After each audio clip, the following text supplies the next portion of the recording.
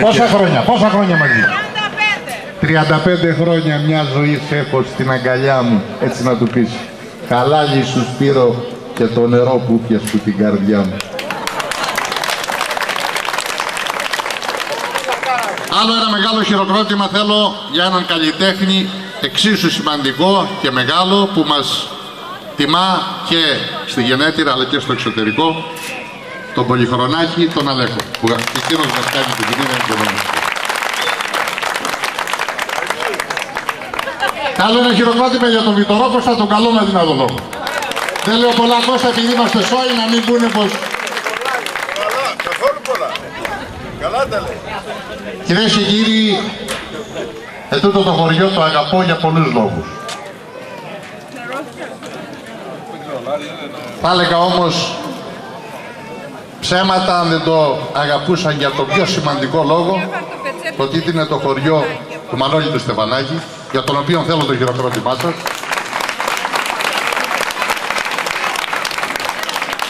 Και το χωριό του Γιάννη του Πλατήραχου, του Οδυσσέα του Πλατήραχου και όλης αυτής της μεγάλης οικογένειας.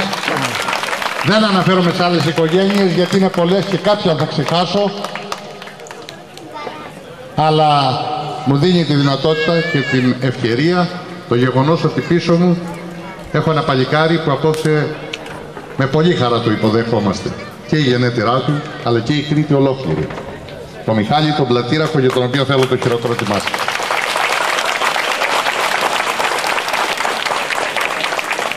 Εγώ έχω πει πολλές φορές πως μαντινάδες δεν βγάζω.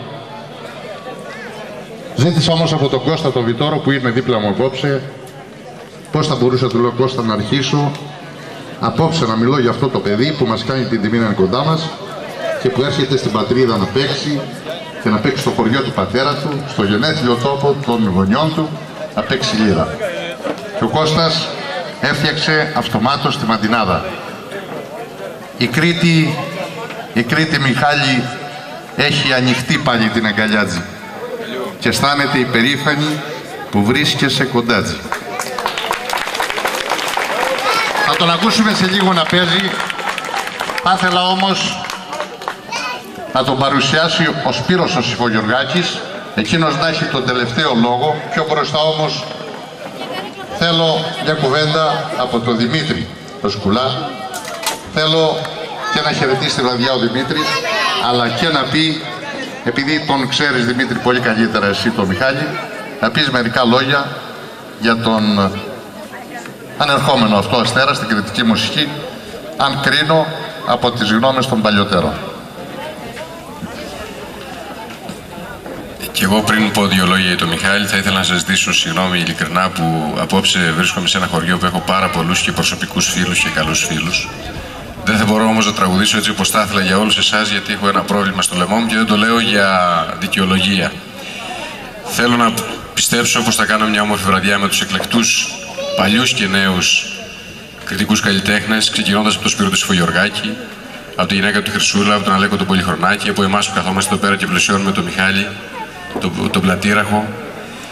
Και μια που με προκαλεί ο Γιώργης, ο Βιτόρος, ο φίλος μου, ήθελα να πω πως ο Μιχάλης ο Πλατήραχος, που ο πατέρας του με έδωσε την ευκαιρία 2 φορές να πάω στην Αυστραλία και να τον γνωρίσω από κοντά, όταν για πρώτη φορά με πήρε τηλέφωνο και μου είπε «Δημήτρη, θέλω να έρθεις να παίξετε μια βραδιά με τον Μιχάλη στην Αυστραλία. Θα έρθεις?» Και εγώ, χωρίς να το σκεφτώ καθόλου, επειδή είχα διαβάσει και είχα ακούσει για τον κοπέλι ότι είναι σπουδαίος λιράριος τύπου Οδυσσέα, θα έρθω. Και μου είπε «Καλά, έτσι, χωρίς να το σκεφτείς?» Λέω «Θα έρθω». Ο Μιχάλης, ίσως και ο πατέρας του, δεν θεωρήσανε ότι τους έκανα τιμή που πήγα να παίξω εγώ με τον Μιχάλη. Θέλω να πιστεύω όμως ότι έχοντας μια παραπάνω εμπειρία στο χώρο αυτό, πήγα και ο Μιχάλης με εξέπληξε.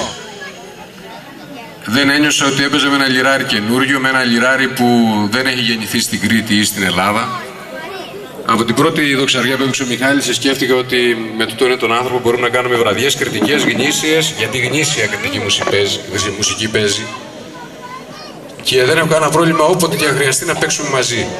Ο Μιχάλης τιμά και την καταγωγή του και την Κρήτη και τις Κουρούτες και την Αγία Γαλήνη που είναι η μάνα του. Να μην ξεχνάμε και τη μάνα, γιατί η μάνα είναι σημαντικό πρόσωπο για τον καθένα μας.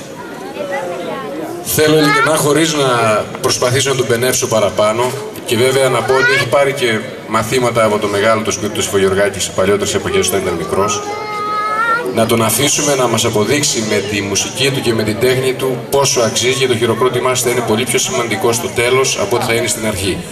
Να τον υποδεχτείτε όμως με ένα δυνατό χειροκρότημα, γιατί θα σας αποζημιώσει με το παίξιμό του. Υποδεχτείτε τον και το αξίζει.